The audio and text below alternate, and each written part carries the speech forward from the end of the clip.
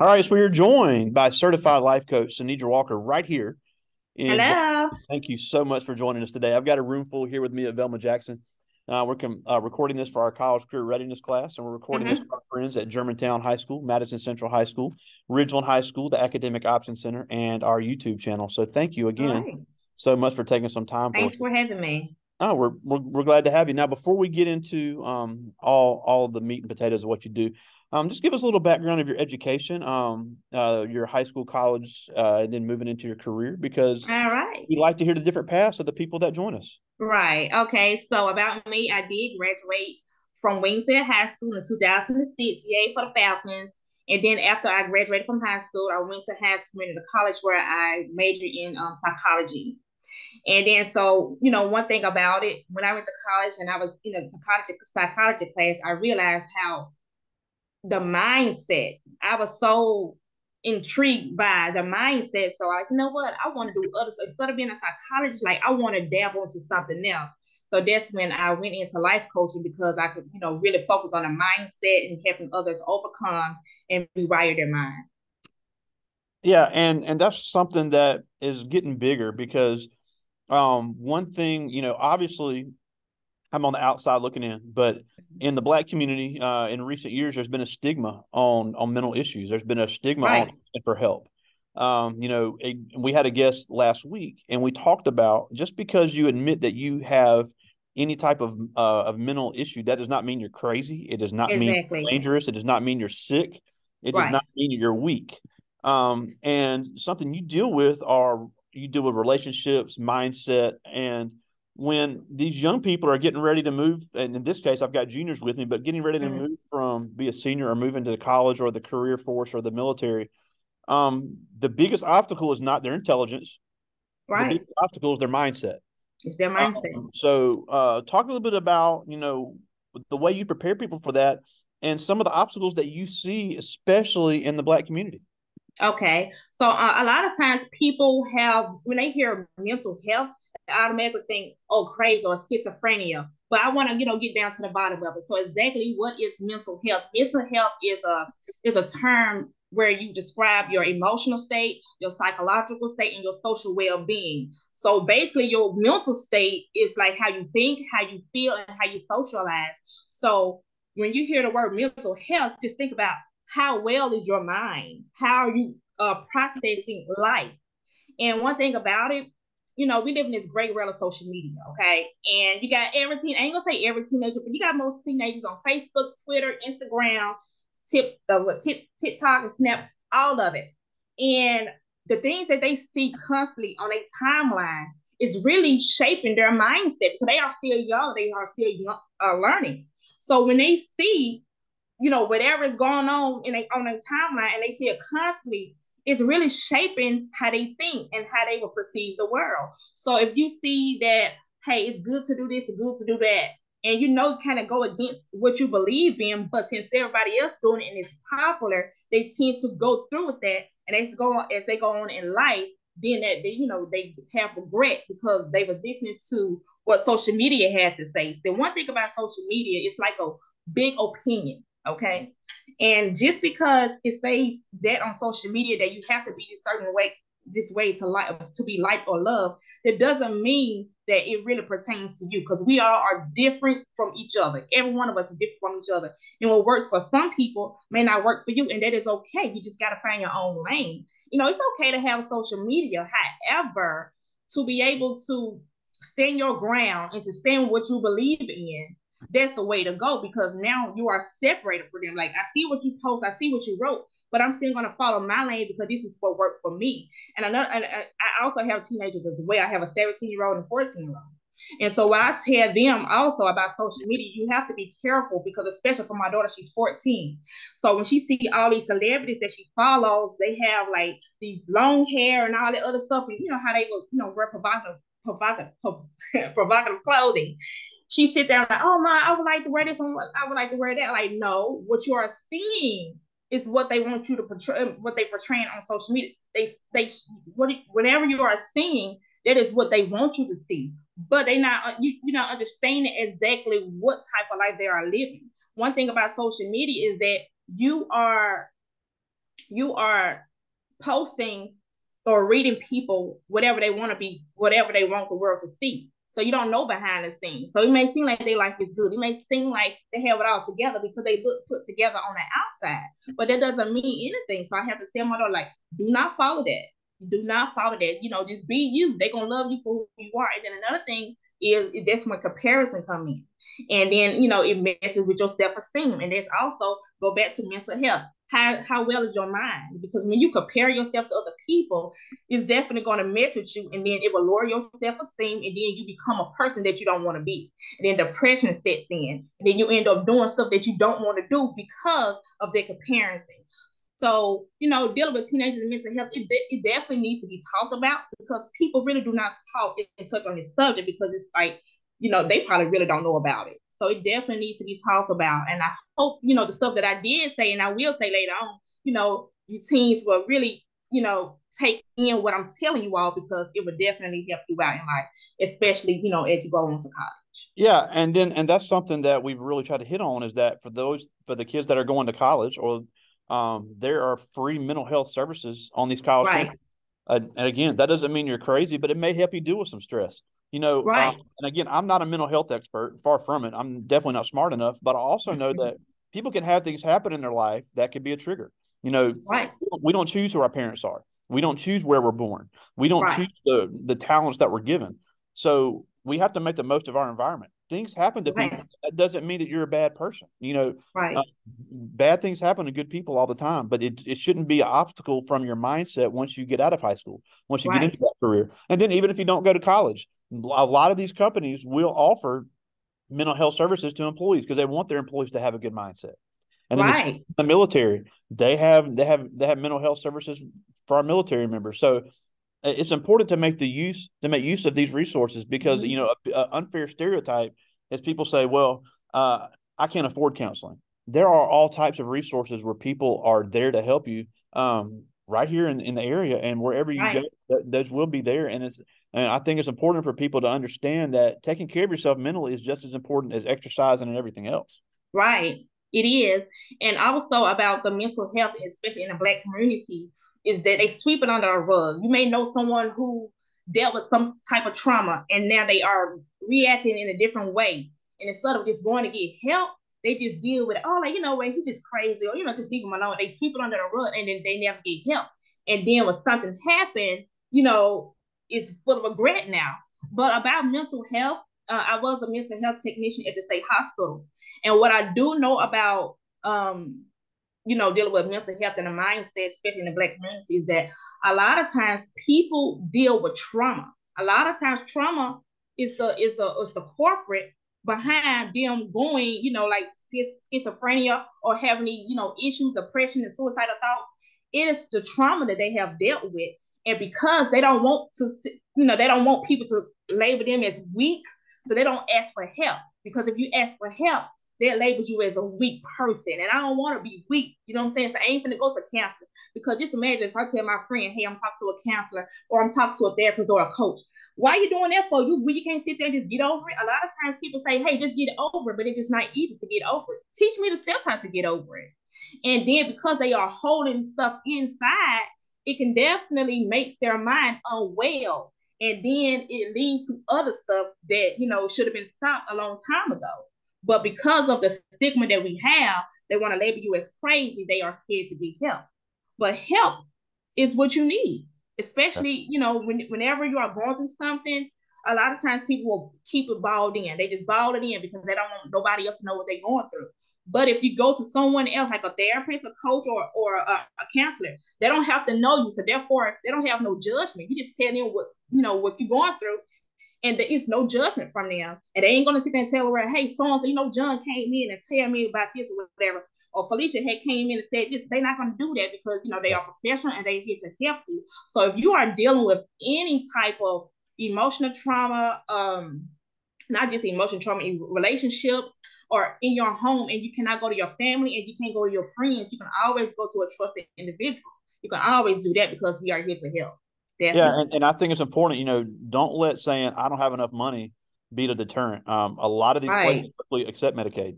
And then Right. and we had a guest last week with Reformed Theological Seminary right there in Jackson, where they see people for basically nothing because they're Oh training to wow. become professional counselors, and they get observed by professionals while they're trying to get Mm-hmm. their hours. So there are all types of very cheap and free resources for you.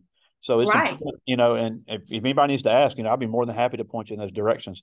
But you've published a lot of work, and you Mm-hmm. really deal with relationships, especially with females, but it can really apply to everybody. Right. I see so many kids in high school, they have a breakup when they're 15, 16 years old. And I'm not saying they shouldn't be upset by it, because obviously anytime a relationship ends, it's a sad time.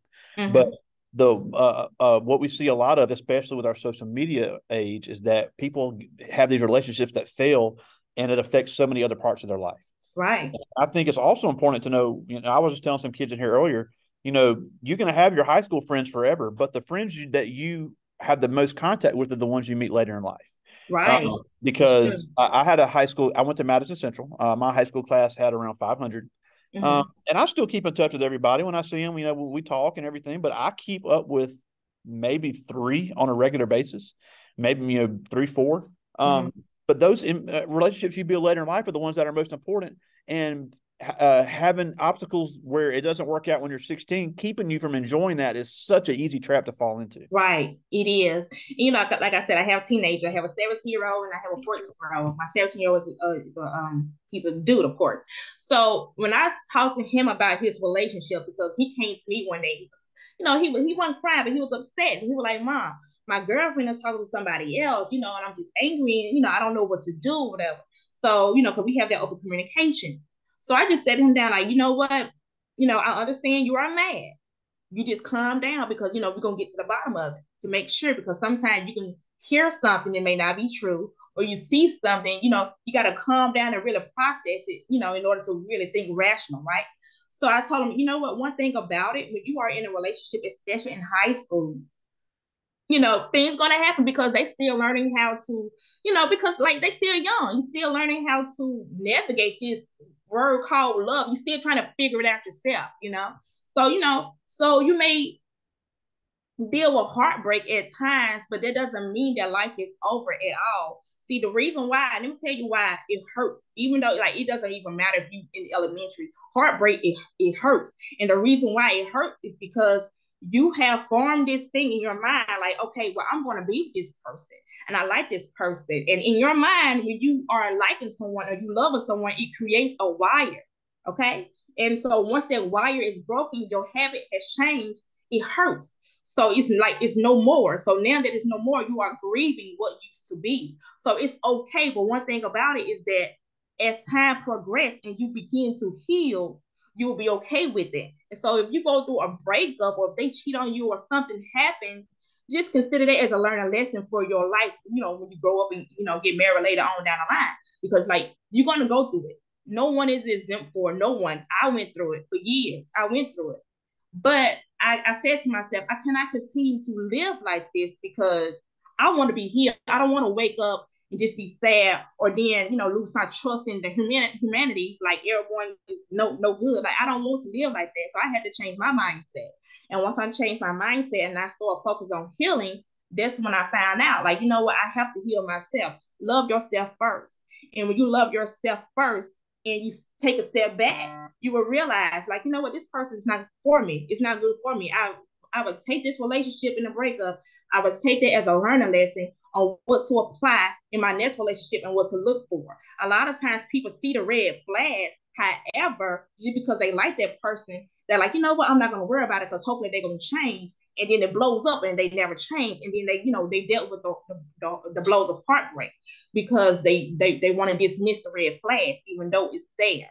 So dealing with high school, you're gonna have those breakups. It's a given. It's gonna happen, but that doesn't mean that your life is over. Just get over that. Like, you know what, whoever did what, I forgive them. I forgive her, and I'm just gonna heal myself, chill with my friends, focus on something totally different. Because if you stay if you just stay in that spot and you just think about what they're doing to you or what they have done to you over and over, it will lead to depression, and depression will lead to sometimes other things like suicidal thoughts. Because a lot of females that I have talked to have had that thought, suicidal thought because of a relationship that was no longer, and they felt like since their relationship is done with, they don't know what else to do. Like their life is over. But once I got done talking with them, they was able to focus on other life, their friends, their family, schoolwork, and what they want to do, and get their mindset off of that, and they was able to heal.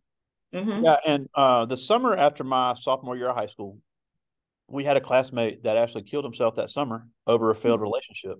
Wow. I think about it a lot to this day, even though it was 25 years ago. Yeah. And I always think, I wonder if somebody ever talked to him. I mean, I wonder if anybody knew. Hmm. And as sad as and it's still a very sad deal. And it wasn't, he seemed like a regular guy, but his life ended at 16 because of a Wow. relationship that he thought was the end of the world. Uh, Right. and again, that was 1998, but there are more resources now available to people. Madison County Yes. schools, and I know you there in Jackson. These schools have things in place to help you. If you're ever feeling that way, there are so many people that would listen. Again, I'm not a mental health expert, but I can at least point people in the right direction so they can get that help. It's important to understand that facing these things, it does not mean you're crazy. It does not mean that you are your life's over. And one thing I always try to say to students, and again, this is just from a teacher standpoint, is you have to look at the things that you do have. Um, you look at other parts of the world, and we have it pretty good here in the United States. Right. But then again, you can always find something that you can use to be the positive in your life. Look at the things that you do have and that you're going to accomplish. I mean, I had some kids in here with me that may be upset about something, but all of them have great plans of what they're going to do, and they have a lot of that to look forward to. And I know a lot of the ones seeing this later I can't talk, can say the same thing. Now, before I get to the questions, what is the main thing that you can tell when if somebody's facing trauma from a relationship and they really feel like they can't talk to anybody, what would you suggest be the course of action to prevent further damage? Okay, so about me, I love to journal, and if you feel like what, at this point in time, I don't want to go to no one. I don't want to talk to no one right now until I feel like it. Get a journal and you write down exactly how you feel, because one thing about journaling is when you write it out, it's like it's like tears, or it's like tears of your emotion. You just write it out, you're putting it all in your journal, and after you finish journaling, you will feel so much better, and then you will be able to think clearer, and you just ask yourself, why am I going through this? What is so important about this person that I have to continue to allow them to treat me this way? And you write that stuff down. It's like you're coaching your own self out. Why am I doing this? Why do I feel this way? And then once you put that stuff together, like, you know what, maybe I feel better, and I do want to talk to someone. And then you can go to your school counselor, your teacher, or either your friends if they give you good advice. So like I would say journal. If you don't want to talk to nobody, just journal it out. Yeah, especially for the ones going to college. I had a senior in here last block talking about she's nervous about going to Alcorn by herself, which is a very real fear. Even Mm-hmm. there's going to be some kids that went here in previous years that'll be there, but nobody else from our class this year is going to Alcorn, and she's very nervous about that. And that could be a strategy for anybody else. If you're going to college and you're going to be the only person from your high school class there, you may not think you can trust anybody. You can find those strategies like that to help you cope with the Mm-hmm. mental health issues, because the last thing anybody wants is for people to get to college and the only reason they're not successful is because of a mindset. Right. The mindset would definitely hold back. The mindset is like the driving force in your life. Whatever you think, you become. And I know a lot of people hear that, but they're not understanding that like it's true. Whatever you think, you become. Because if you think that, you begin to believe it and you begin to act upon it, and then that's what you become. That's what you become.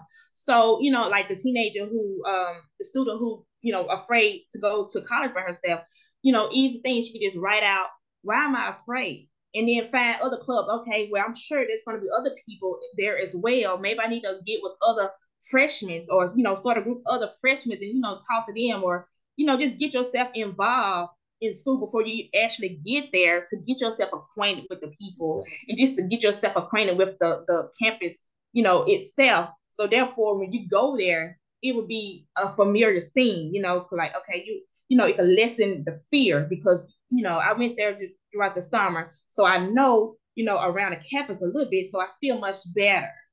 Yeah, And then, and no just matter where open up to anybody other goes to professions. college, whether it be a university or community college, I think it's important Right, to know that, like we said at the beginning, there are mental health counselors there right, that are there for free. The student services. So it's important to make use of that.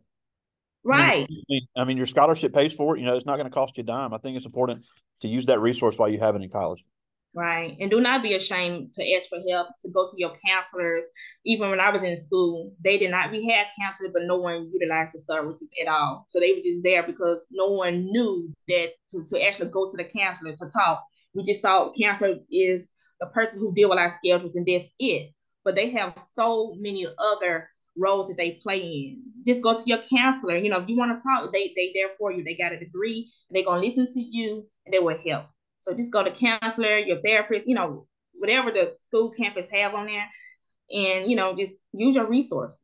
Yeah. Well, I got some great questions from the students here. I'm gonna get to as many as I can, and these are pretty deep. So I'm glad. I'm no, and I mean, I am glad we're thinking about this stuff in high school. And they're all juniors. This first one is Fred Johnson, and he asked, in your experience, how often is it that you see a person smile but they are covering up hurt? um, even if I didn't have this experience, I've seen it in my personal life, dealing with family members, dealing with friends. And sometimes when you won't know if they are they self every day and they just happy or whatever, you will never know because they not opening up. But if you really, sit down and really, focus on them, you can just tell, like, what, they kind of drawn away. They could be smiling, but they're not really doing the stuff they used to do. Like, I'm gonna go out, but I'm gonna just wait. I'm just chill out. Or if they sleeping a lot, that's how I'm able to tell. And then like there were my clients, they come to me, they just open up. They just all happy, whatever. Like, just tell me how you feel, how you really feel. And when I say that, that's when the tears come and they just, they sort of express it because I'm actually focused on them. So, when it comes to your everyday life, you may not be able to tell, especially if they just being themselves and they just happy. But if you sit down there with them and just like, what, let me ask you a question. How are you really?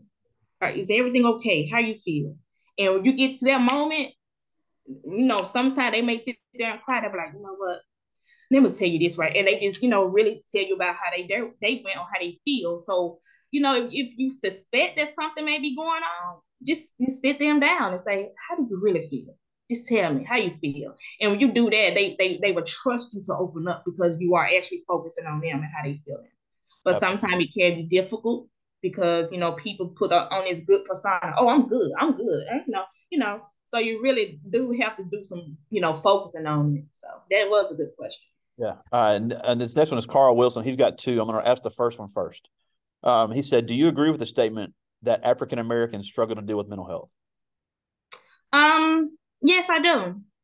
Yes, I do, because like I said, the stigma is that, especially for our black men, black women, they probably will reach out and get help, not all of them, but as far as the black males, they have that persona where they have to be strong. They have to be strong, and I don't want to be labeled as weak. So therefore, they're not going to seek help. So I think that's it. I think, I can't agree with that.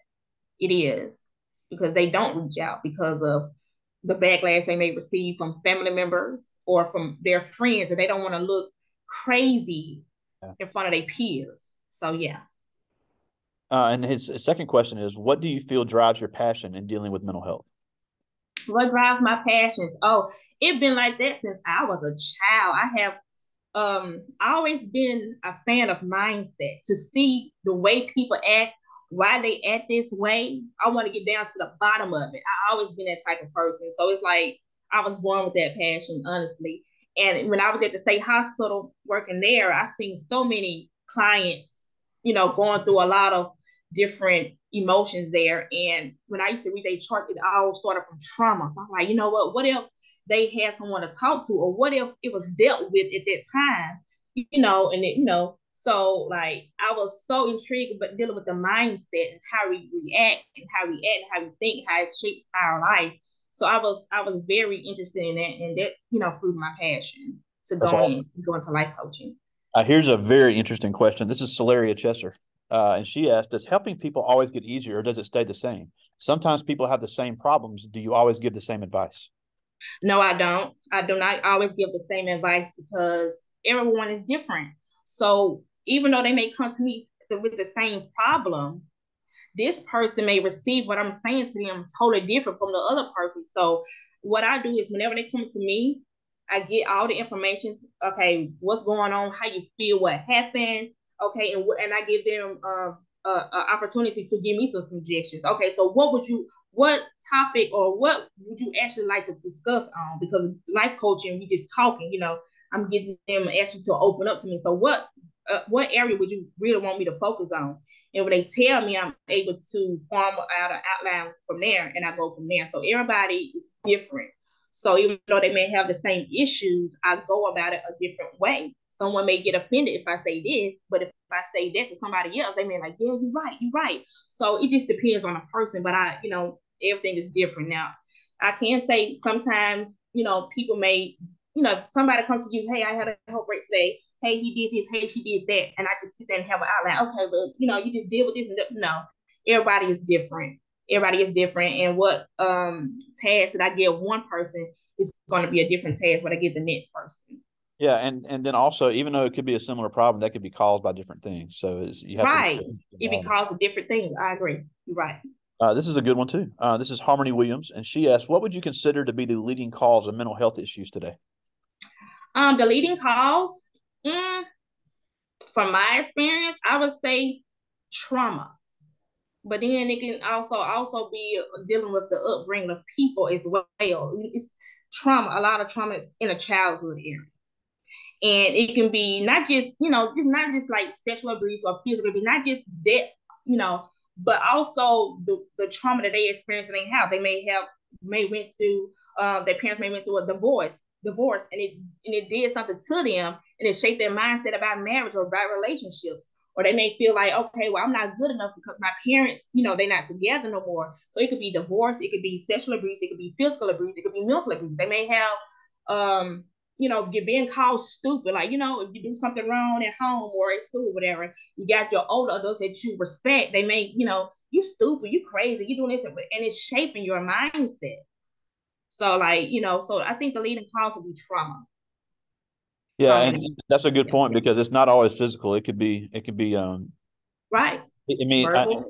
and it could be even witnessing abuse. If Yes. you have domestic violence in the home, unfortunately, we have people that they seem to be great with their kids, but if Right. they're beating their spouse, that's obviously going to Mm-hmm. cause great trauma for the children. I just got Right. one more. I just got one more from the students. This is Denoa Thompson, and he asked, "Did you always have your mindset on being a life coach?" No, I didn't. It was like until I'm gonna say probably like 5 or 6 years ago. And I remember, people would say, hey, Sanedra, they always come to you with the advice, like, yeah, you're right. I always, people always want to come to me like I'm just a healer. But I enjoy that. So like, what, I did some little research on Google, like, like why they keep on coming to me? They were drawn to me. And then so when I was reading about life coaching, that's my like, what? That's what it is. That's exactly why I went into it because I'm like, that's what I want. That's what I want to do. Because even before I became a life coach and they was coming to me, I enjoyed giving them the advice and they to actually see them follow through. I'm like, man, it's like a rewarding feeling. And at that time, of course, I wasn't a life coach. I was just a friend or just a family member. But they always came to me because they know that I had some kind of advice and I go dig deep into it and go like that. So they trusted me. Well, and that's so important to have that trust that you can talk to someone. Mm-hmm. Now we're almost out of time, and we thank you so much for taking the time Thanks for us. for This is having some me. some great info and some great experience. Before we go, first of all, tell us where to find you online because you do have your own life coaching service, and then um, remind these young people of why it is so important to seek help if you need help. Okay. But you can find me on social media for I am Coach Sanedra on Facebook, Coach_Sanedra. No, that's on Instagram. It's Coach_Sanedra on Instagram. And Coach Sanedra on Facebook. And Sanedra is spelled Sanedra. And what was the other question? Why is it important for these young people to understand if they need help, they need to ask for help? Okay, so for that point is that it is very important because keeping it in, a lot of people hear this stuff, well, just keep it in, it'll go away. No, it's not going to go away. It's going to grow, and it's going to grow into something that you don't want to see. It may be depression, it may be whatever it is, and you don't want to see it. You don't want to develop into that. So for you won't have to, live in regret. Just open your mind. I mean, not open your mind, just open your resources and just go and talk it out. Talking it out will actually relieve you for a lot of things. It's a relief. So I encourage you all just to talk to someone, whether it be a teacher, a coach, a therapist, or a counselor, or even just a friend. And sometimes you can go to a friend that may give you a wrong advice, but just open up and talk to somebody. And again, if you are afraid of, you feel like you really have nobody to talk to, write out in your journal about how you feel and why you feel that way. And then find a common ground where you can actually just, find, like, how can I overcome this? What steps do I need to take to overcome it? Yeah, So that's yeah. awesome. Well, that's great stuff. We thank you so much. Thank you for Coach having me. Sanedra Walker, right here in Jackson. Thank you so much for joining us today. Thank you. Now have a great day. Talk to you soon, buddy. All right.